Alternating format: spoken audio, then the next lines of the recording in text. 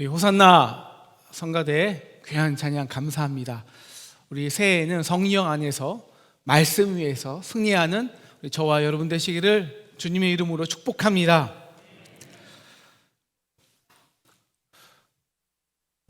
우리에게 기쁨으로 사는 것은 옵션이 아닙니다.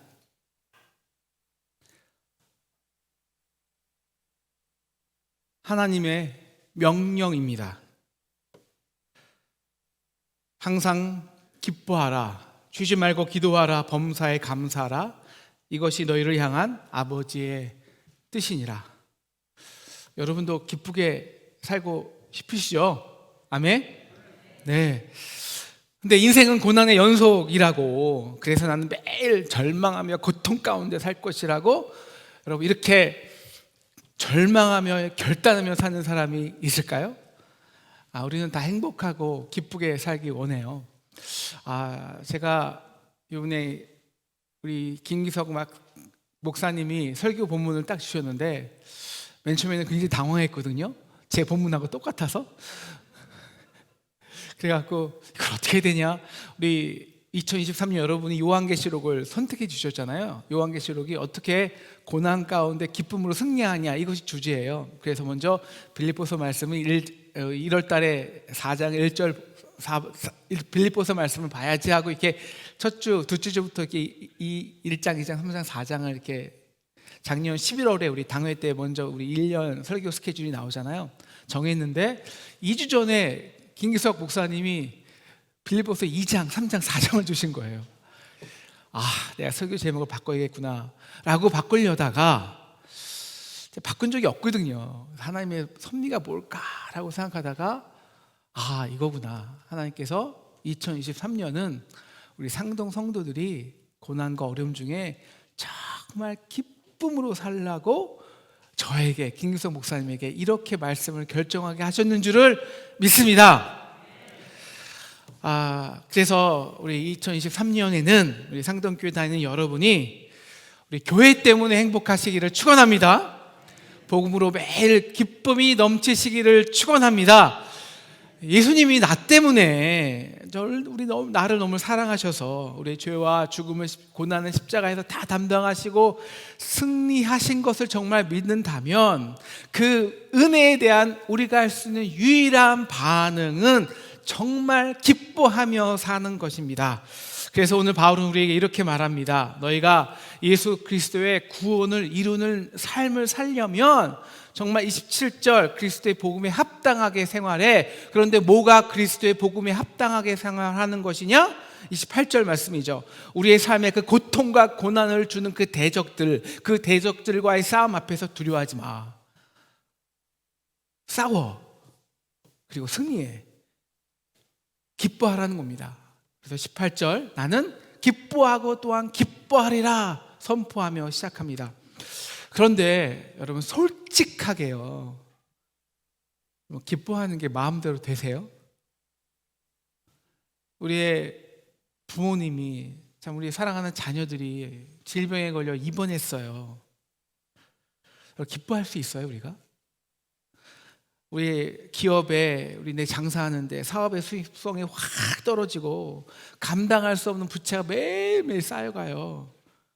여러분 우리가 솔직하게 기뻐할 수 있냐고요. 여러분 우리는 감정이 있고요, 우리는 연약하고요, 우리는 인격이 있어요. 그런데 우리의 상황과 솔직히 삶의 환경은 다 어려운데 그것을 싹 무시하고 기뻐해? 우리가 무슨 기뻐하는 기계입니까? 로봇입니까? 혹은 긍정의 힘이라는 문구처럼 우리가 매세 긍정적으로 살아가면 언젠가는 잘 될 거야, 이런 마인드로 살아가라는 것일까요? 여러분 기독교는 천박한 종교나 사이비가 아닙니다. 여러분 천박한 종교와 기독교, 사이비와 이단과 기독교의 확실한 차이가 이거 하나입니다. 고난에 대한 자세예요. 천박한 종교, 이단은 이 고난 없이도 성공해, 잘 되는 길이 있어, 유혹합니다. 하나님은 당신이 고통받는 거 원치 않으세요. 긍정적인 마인드를 가지세요. 열심히 헌금 내시고 제 기도 받으시고 열심히 1000번 제단 쌓으시면 고난 물러갑니다. 그러면 이게 무당의 부족과 뭐가 다를까요? 기독교는 그런 천박한 종교가 아닙니다. 기독교는 인간의 삶 자체가 고난이라는 것을 부정하지 않아요. 왜? 죄인이니까, 죄의 결과니까. 그래서 우리가 참 이 기독교는 어려운 거예요. 우리에게 거부할 수 없는 하나님의 명령이 있어요. 그것은 기뻐하라는 거예요. 그런데 반면에 거부할 수 없는 인간의 굴레가 있어요. 그건 회피할 수 없는 고난이라는 거예요. 어떻게 살라는 거예요? 이것을 회피해서도 안 되고, 그런데 부정해서도 안 되는데, 그런데 기뻐하래요. 하나님, 저도 기쁨으로 살고 좀 싶다고요. 근데 우리도 인간이잖아요. 수천 년간 그 인류의 수많은 현자들이 남긴 격언이나 금언이나 금언 중에서 가장 많은 것이 고난에 대한 거예요. 그런데 대부분 이런 것입니다. 고난이 삶을 결정하는 게 아니라 그 고난을 어떻게 우리가 받아들이는 가에 의해서 삶이 결정된다. 이게 모든 철학과 심리학의 주제예요. 그런데 우리 기독교는요, 그 차원이 좀 달라요. 뭐냐면 모든 사람이 나도 저런 고난에 빠지면, 저런 환경에 있으면 죽도록 힘들 것 같은데, 그래서 다 회피하는 그 자리에 내가 있으면서도 그냥 상황을 그냥 받아들이는 게 아니라 그 속에서, 고난 속에서, 그 고난의 굴레 속에서도 기뻐하는 것입니다.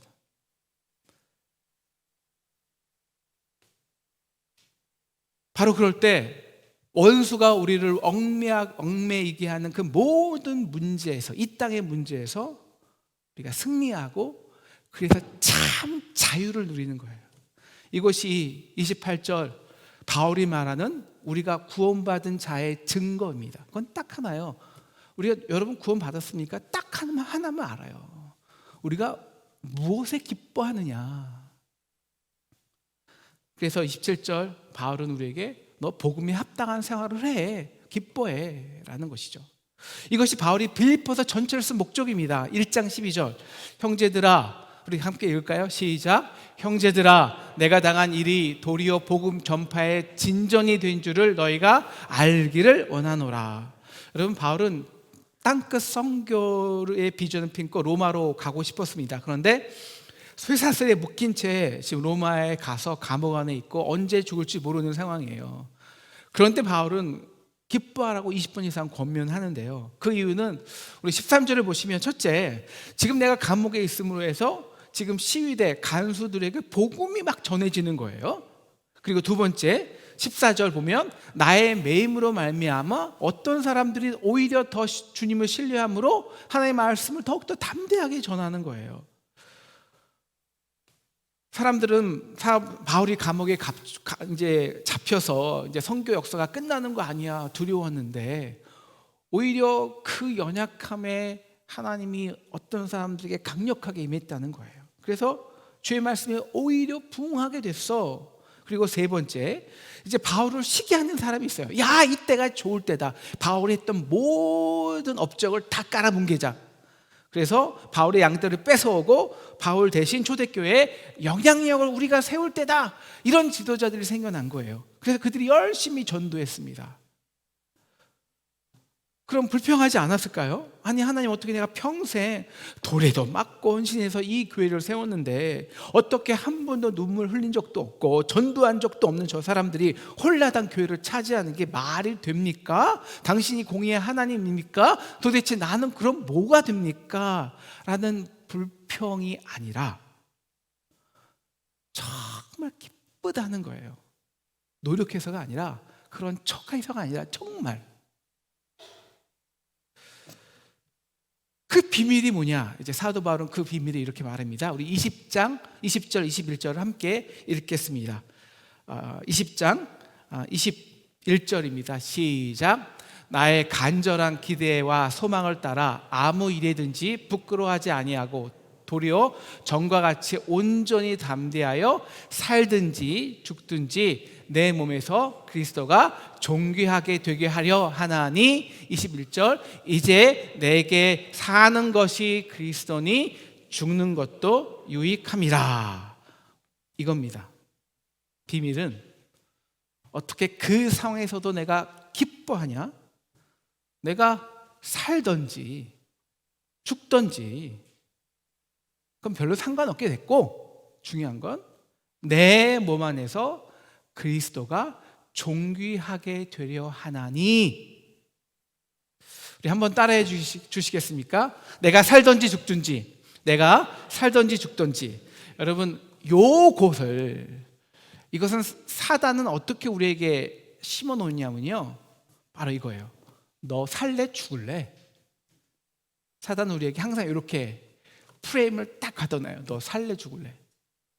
그런데 오늘 요 바울은 요 프레임을 내가 살든지 죽든지 그게 뭔 상관이래, 이걸로 싹 바꿔놓는 거예요. 이게 승리예요. 사단은요, 이 프레임으로 우리를 감옥에 집어넣어요. 너 이것 없으면 죽잖아. 너 이거 없으면 목 살잖아.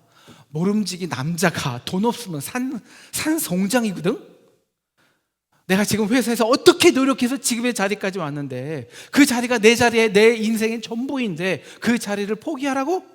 이건 너에게 죽음이잖아.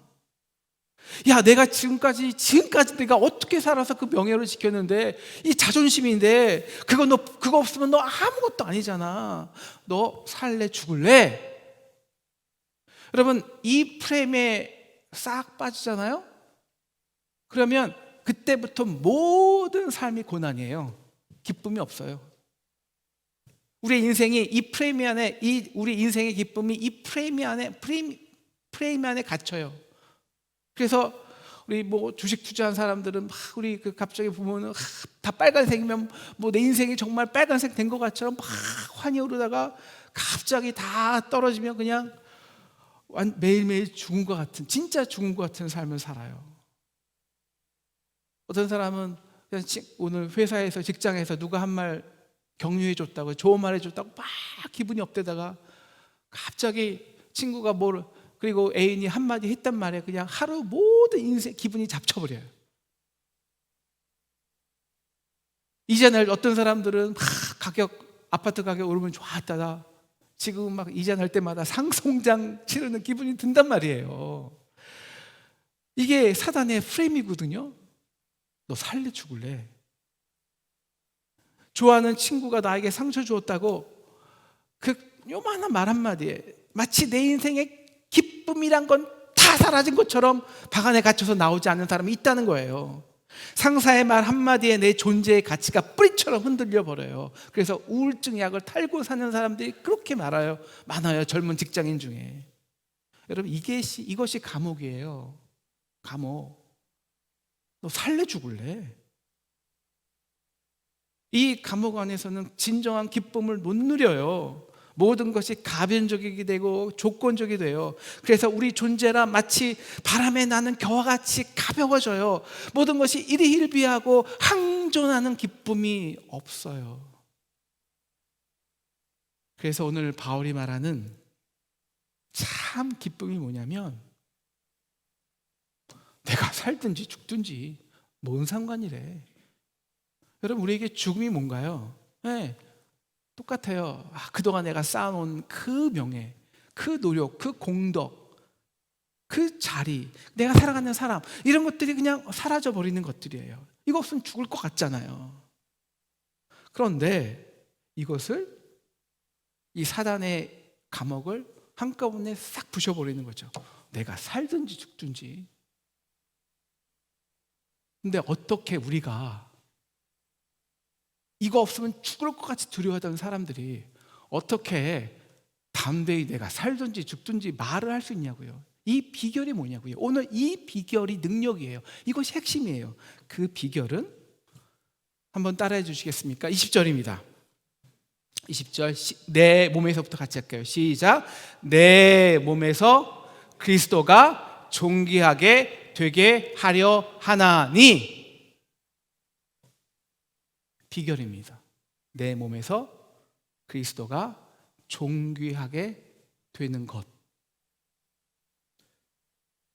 여러분, 존귀하게 된다는 것은요, 매그니파이거든요. 이게 뭐냐면 정말 예수 그리스도가 이 세상에서 놀랍도록 높임을 받으시는 거예요. 큰 영광을 받으시는 거예요. 근데 어떻게 영광 받으시냐? 내 몸에서, 내 몸을 통해서. 어떤 몸이요? 살든지 죽든지 정말 상관없게 된 내 몸 때문이에요. 이런 연약한 내 몸 때문에, 이 죄인의 몸을 통해서 정말 그리스도가 이 땅에서 놀랍게 영광 받으시는 거예요. 그래서 21절, 뭐 내가 죽는 것 좀, 돈 없어지는 것 고 자리 명예 잃는 거, 그 별거, 그것조차 이제 내게 유익이라는 거예요. 왜? 그리스도가 내 몸에서 존귀하는 게 너무너무 기쁘니까. 이제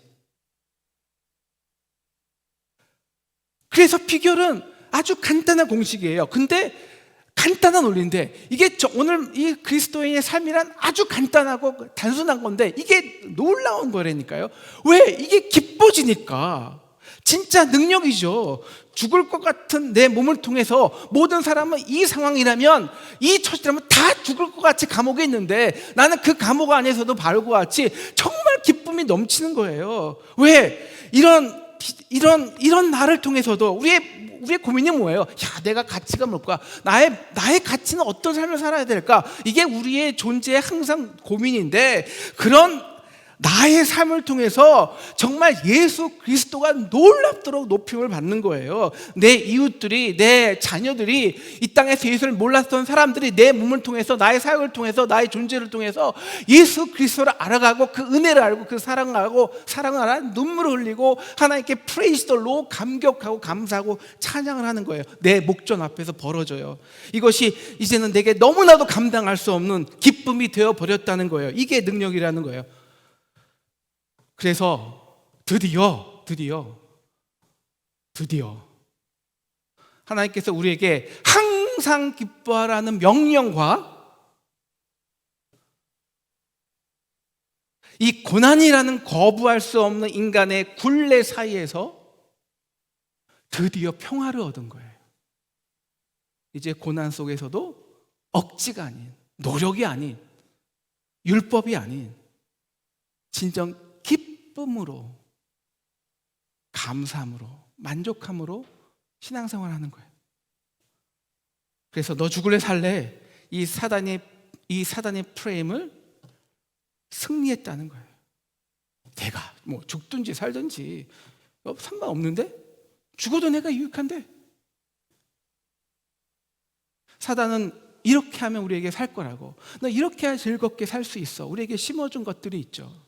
우리의 자리가 올라가고, 뭐 주식값이 올라가고, 명성이 높아지고, 그런데 이 모든 것이 다 날아가서 정말 죽게 되었어도 그것 때문에 느끼는 두려움과 아픔, 그거 사실입니다. 꽤 아파요.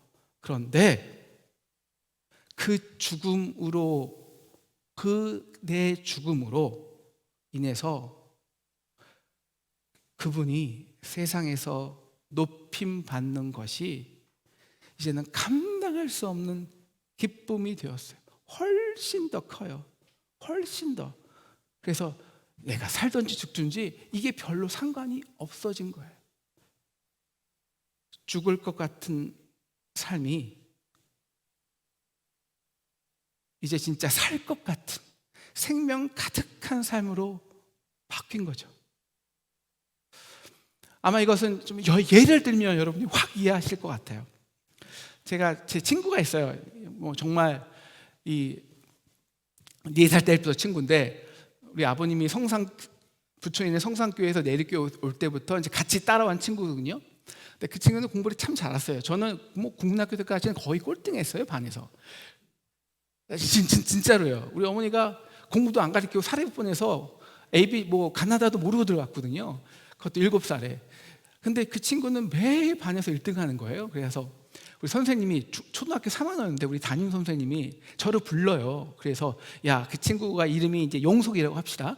야, 용석이는 어떻게 전교에서 1등인데, 권사 아들인데, 목사 아들인 내가 전교에서 꼴등이냐? 전교에서 꼴등은 아니었어요. 반에서 꼴찌로 달려.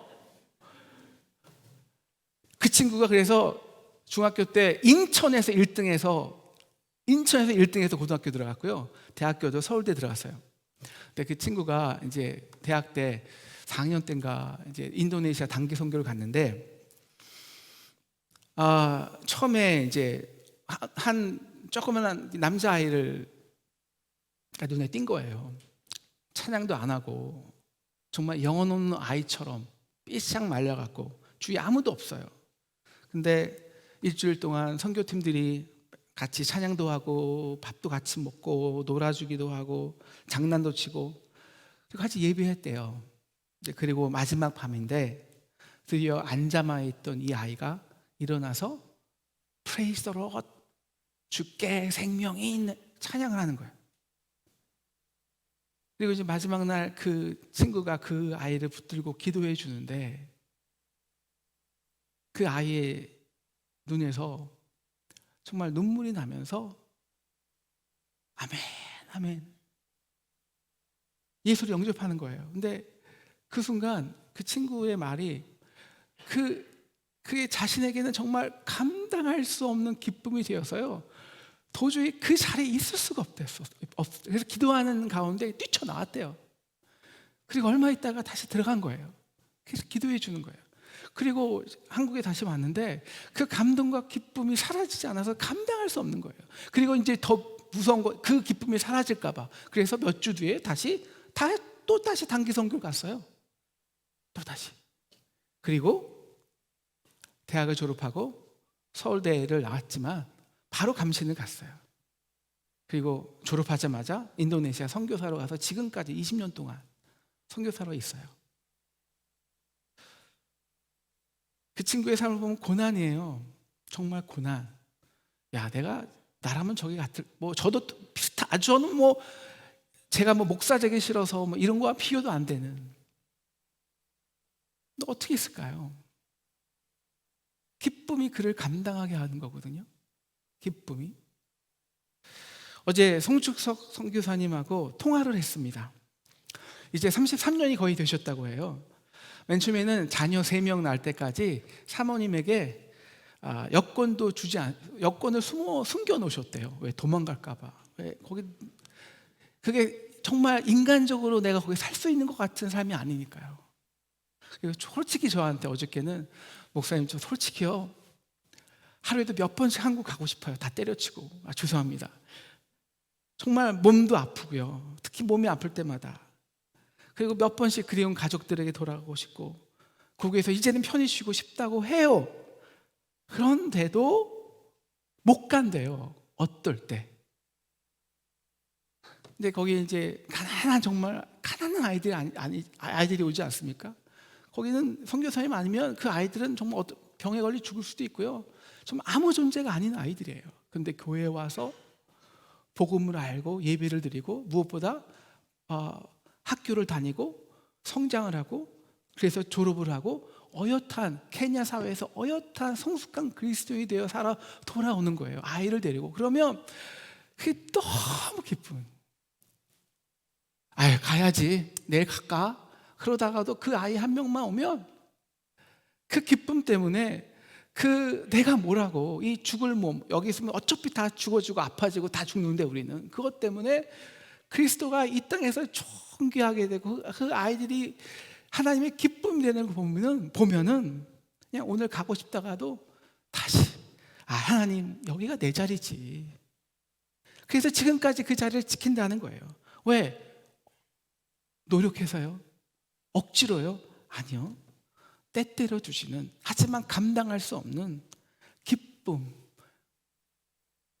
그리스도가 내 안에서 존귀하게 하려 함이라.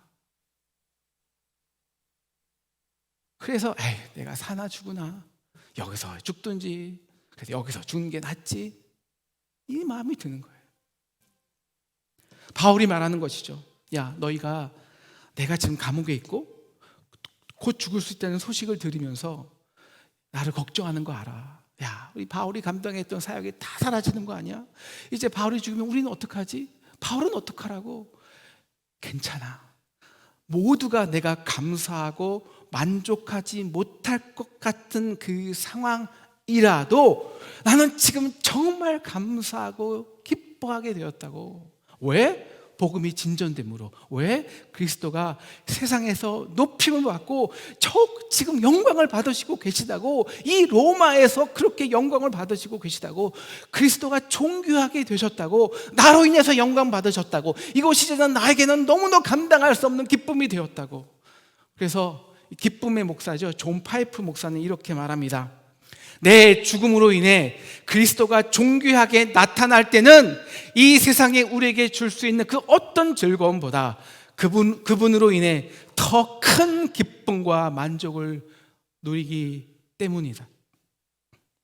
세상은 너 죽을래 살래, 이제 너 죽을 수밖에 없을걸? 그렇게 모두 예상하고 막 사단이 기뻐할 때, 나는 더욱더 그 남들이 볼 때는 다 죽은 그 내 몸에서 그리스도가 이 세상에서 존귀함을 받을 때,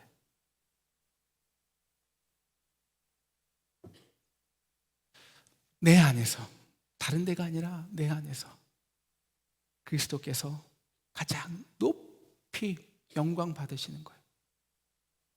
내 안에서 이 썩을, 이 사라질, 이 죽을 내 몸 안에서 우리는 매일 그 가치를 고민하잖아요. 그 내 가치가 그리스도의 존귀함과 같아지는 거예요. 바로 그때 우리 다음 시간에 배우는 것처럼, 2장에서 보는 것처럼 사단이 무릎 꿇고 사단이 예수 이름 앞에 무릎을 꿇는 것이죠. 이것이 그리스도인의 참 자유함이요, 능력이요, 구원받은 증거입니다. 그래서 기쁨이 우리에게 명령이 된 거예요. 이제 사울은 그 결과 사단이 주는 감옥을 두려워하지 않아요. 이미 죽었는데 죽는 것이 더 유익이라는 사람 앞에 무슨 환경이 무슨 의미가 있냐고요. 그러자 20절처럼 기대와 소망이 생기게 됩니다. 그렇지, 예수가 이미 십자가에서 승리한 것이지. 마음에 받아들이니까 환경이 새롭게 보여요. 오히려 감옥이라는 환경이 로마인들에게 정기적으로 로마인들을 만나고 전도하는 기회라는 것을 알게 되고, 간수들이 이제 4명이 4조씩 그 4개 4, 16명을 만나는 거거든요. 그 간수들이 복음이 전화되고 가정이 전화되고, 그 교만한 로마인들, 그 황제 친척들이 예수의 사랑에 감격하고, 그 예수의 사랑 때문에 십자가로 회개하고 눈물을 흘리고 감격하고 하나님을 함께 감옥에서 찬양을 합니다. 로마에서도 그리스도가 존귀하게 되는 것이죠. 이제 이것이 그 사도 바울에게는 무엇이라도 바꿀 수 없는 기쁨이 된 것입니다. 여러분, 그리스도인이 된 것은 이제 내 기쁨의 원천이 바뀐 것입니다. 사단이 너는 그래야 즐겁게 살 수 있어? 너 없으면 죽어? 이것을 내가 죽든지 살든지 완전히 사단을 승리해 놓은 거예요. 그 감옥에서 해방된 거예요.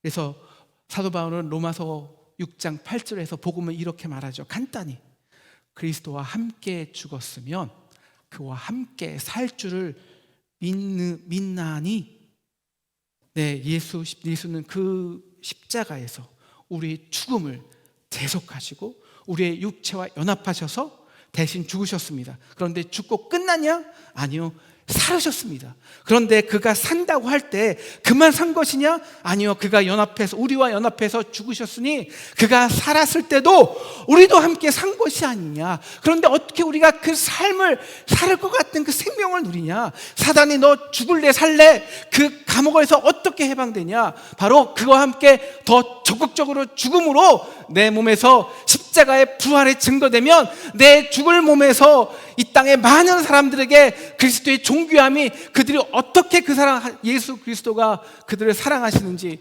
그들을 죽을 것 같이 사랑하시는지 그 사랑이 증거되고, 그래서 그가 높임 받으면 그것이 이제 내게, 남들은 다 죽을 것 같다는 그 삶이 이제는 내가 진짜 살 것 같은 생명의 삶이 되었다는 것입니다. 이것이 우리의 능력이에요. 어차피 이 땅의 삶은 고난입니다. 그 굴레를 누구도 피할 수 없어요. 우리가 예수 믿나 믿지 않나 똑같이 고난받는 것은 똑같습니다. 차이가 이거죠. 이 땅의 사람들은 고난을 어떻게 하면 회피할까? 그런데 고난을 승리한, 그래서 죽음을 사는 것 같이 살 것으로 만들어 놓은 우리는 오늘 29절 바울이 말하는 것처럼 고난을 회피하는 것이 아니라 그를 위하여 고난을 받으라, 그를 위하여 고난을 받게 하려 하심이라. 한번 두려워하지 말고 적극적으로 죽어봐. 어차피 죽는데, 어차피 돈 사라질 것이고, 어차피 명예나 권력은 다 사라질 것인데, 그 몸으로 그리스도가 승리하신 그 구원을, 생명을 이 땅에 나타내는 그 몸으로 쓰여져 보라고. 그래서 그 몸의 기쁨을, 그 몸에서 그리스도가 존귀하게 되는 것을 한번 경험해 보라고. 그러면 억지로가 아니라 기쁨으로 고난 속에서도 기쁨으로 해방된다고. 너 살래 죽을래?